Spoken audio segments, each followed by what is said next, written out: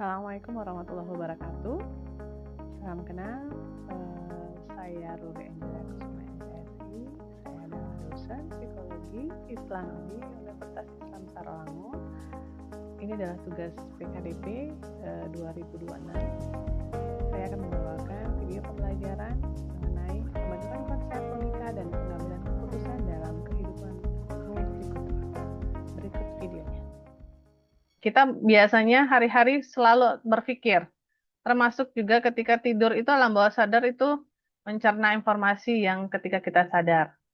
Ya, ada pertanyaan, mengapa ada orang yang pertama mudah percaya tentang hoaks, terutama tentang agama, tentang spiritual, tentang kepercayaan terhadap suatu agama.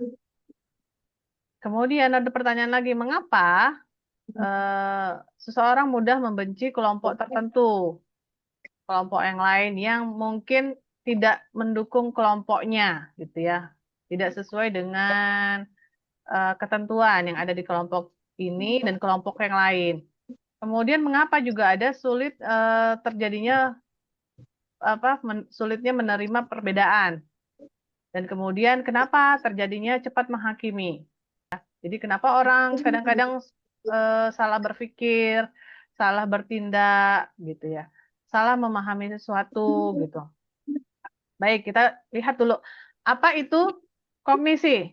Proses kognitif itu ada namanya kognisi, proses yang tadi sudah kalian sebutkan, yang berupa proses mental yang digunakan manusia untuk memperoleh, mengolah informasi, menyimpan informasi, kemudian mengkaitkannya dengan suatu konsep yang lain. Apa aja itu yang sudah kita pelajari sebelumnya, meliputi persepsi, ya, meliputi atensi, perhatian, ya, kemudian meliputi memori, mengingat, ya, pembentukan konsep, pemaknaan, ya, penalaran, dan pengambilan keputusan. Setiap hari manusia itu akan terus mengalami namanya proses berpikir.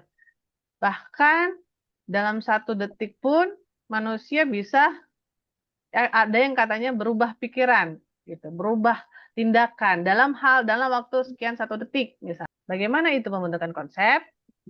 Konsep adalah penggambaran mental ide atau proses yang digunakan untuk memahami seluruh kata, perilaku yang ada kaitannya di dunia ini.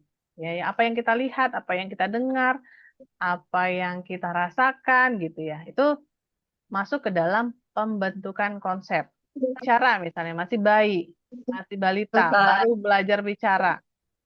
Selalu orang tua mengajarkan, ini adalah tangan, ini adalah hidung, tugasnya apa, gunanya apa, nah seperti itu. Nah, karena usia kalian sudah dewasa, ya, jadi pembentukan konsepnya ini dalam arti kata yang lebih ilmiah. Jadi konsepnya adalah sebutan. Sebutan, Muslim itu sebutan seseorang secara spiritual, secara agama yang menganut agama Islam. Nah, begitu juga konsep tentang Kristen, konsep tentang Tionghoa, konsep tentang santri. Setiap kata itu adalah makna. Salah dalam membentuk konsep seringkali hanya dilihat dari satu sisi. Ya, baik itu misalnya hanya satu pengalaman, satu informasi dari video, foto, dan segala macam, satu berita atau satu kelompok tertentu, sehingga munculnya bias atau terjadinya muncul anggapan prasangka yang biasanya prasangka ini lebih ke arah negatif. Jarang yang menggunakan prasangka positif, kecuali dia sangat menghubungkan dengan keimanan tentang perbedaan pendapat di dalam moderasi beragama. Nah, di sini Ibu kaitkan dengan moderasi beragama, memerlukan konsep yang kuat. Jadi moderasi agama itu cara kita untuk bisa menghargai satu sama lain terkait dengan adanya perbedaan agama, perbedaan pandangan, dan lain-lain, ya, dalam konsep moderasi beragama. Jadi dalam konsep moderasi agama, ketika kita melakukan proses berpikir, tindakan, dan lain-lain, itu harus memerlukan, pertama adalah memahami individu secara utuh. Jadi kita harus tahu nih, si orang ini, pribadi tersebut orangnya seperti apa? Dia hidup dari latar belakang seperti apa? Pengalaman hidupnya seperti apa? Nah, seperti itu, memahami individu secara utuh. Jadi kita nggak bisa melihat dari satu sisi. Dadu misalnya. Dalam satu dadu itu kan ada beberapa sisi, 6 sisi, ya kan? Yang kalau misalnya pertama yang kita lihat di layar kita masing-masing ya, di layar kita bisa jadi seperti kemarin di papan tulis atau di pandangan kita, yang terlihat hanya uh, bulatan 1 atau 2. Di sisi lain kan ada yang 3, 4, 5, 6. Sehingga kalau dalam kehidupan manusia itu memahami individu secara utuh tuh bukan hanya yang hanya terlihat, yang terlihat mata. Tapi yang tidak terlihat pun harus kita pahami, kita cari tahu, pilih-pilih informasi yang kita terima. Kemudian menghindari stereotip, ya, menghindari pelabelan. Oh, ini anaknya eh, nggak bagus nih karena dari keturunannya nggak bagus. Oh, ini anaknya dari ras, misalnya dari ras suku putih nih atau hitam nih, sehingga nanti kita jadi ikut eh, hitam. Atau misalnya kalau dari budaya, contoh mohon maaf misalnya kalau ada yang misalnya masyarakat menganggapan, oh ini dari suku Minang nih, kalau misalnya nikah sama orang Minang begini-begini. Nah, seperti itu ada pelabelan. Jadi hindari pelabelan atau stereotip tadi, ya. Kemudian menghargai keberagaman. Jadi dalam manusia ini kan kita di dalam apa namanya, setiap warga Indonesia maupun yang ada di dunia ini kan punya beragam macam culture, budaya, kemudian kepribadian, ras, suku, dan lain-lain. Sehingga makin kita menghargai sama lain, maka akan muncul tadi proses menghargai perbedaan satu sama lain, terkait juga dengan perbedaan agama, perbedaan budaya, perbedaan suku, dan lain-lain. Sehingga semakin tinggi kita menghargai konsep-konsep ini, ya, memahami individu, menghindari stereotip, menghargai keberagaman, maka tingkat moderasi beragama, tingkat dalam pemaknaan kita dalam kehidupan sehari-hari itu juga akan semakin baik. Oke, di dalam proses kognisi kita tuh sebenarnya disarankan untuk kita mampu berpikir kritis, gitu ya. Nah, apa kaitannya dengan moderasi beragama? Jadi dalam proses berpikir kritis, gitu ya, membantu seseorang yang pertama adalah memverifikasi informasi. Jadi kita tahun ini ketika kita dapat informasi tadi, si A ini begini, dapat informasi bahwa salah satu pejabat begini, begini, begini, gitu ya. Kemudian ketika kita telan mentah informasi tersebut, kita tidak mencari tahu lagi informasi yang lain, maka akan menimbulkan tadi yang namanya hoak, prasangka, stereotip, dan lain-lain. Nah, berpikir kritis juga membantu kita untuk menolak hoak, ancaman, menolak pembohongan publik, mengurangi prasangka, menghindari manipulasi. Jadi, kenapa kita harus bersikap kritis? Karena apalagi di zaman sekarang, semakin canggihnya gadget, ya, perangkat aplikasi, sehingga berpikir kritis itu akan mempengaruhi dalam proses kita berkeyakinan terhadap suatu sikap tertentu, perilaku tertentu, dan itu juga berkaitan dengan keyakinan dalam beragama, keyakinan dalam berelasi, gitu ya, dengan hubungan pertemanan, lingkungan, kelompok tertentu, gitu. Di sini perlu kita tanamkan dalam diri kita masing-masing. Nah, ketika kita mampu berpikir kritis, ya, kemudian memaknai konsep tadi, kemudian memahami satu hal dalam penalaran tadi, ya, yang sudah kita bahas sebelumnya. Nah, akan ada namanya pengambilan keputusan. Nah, pengambilan keputusan ini dipengaruhi oleh apa? Oleh fakta, ya, informasi yang sebenarnya. Akan dipengaruhi oleh apa? Oleh emosi.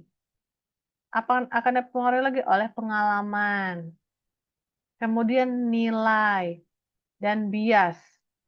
Nah, di dalam proses kognitif juga, ya, dan moderasi beragama itu di kehidupan sehari-hari kita yang sekarang,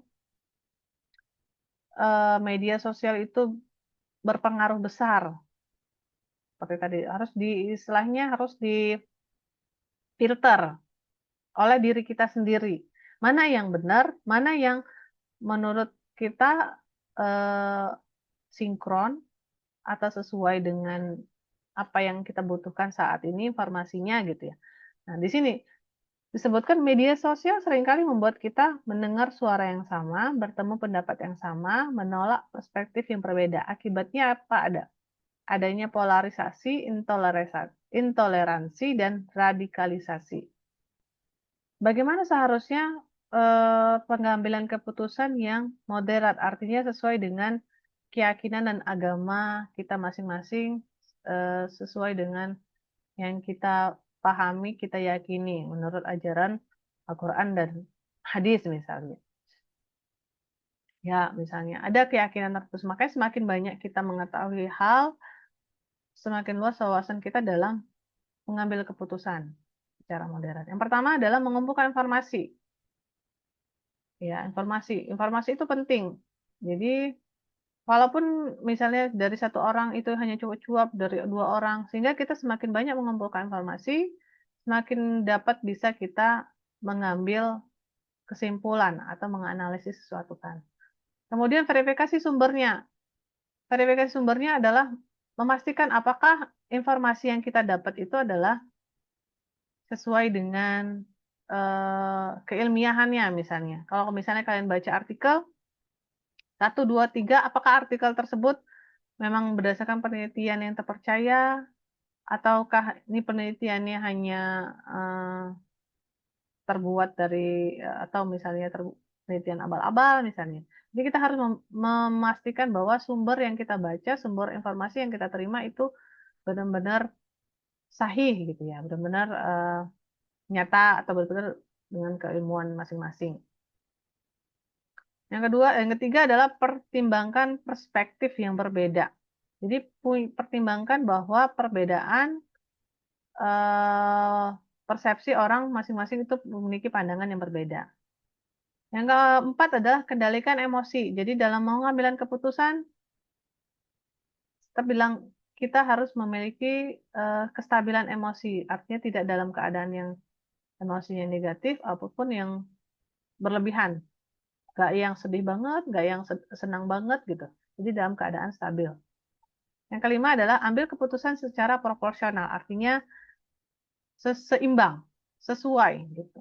Sesuai misalnya tidak terlalu berlebihan, tidak terlalu lebay gitu ya. Ambil keputusan secara proporsional.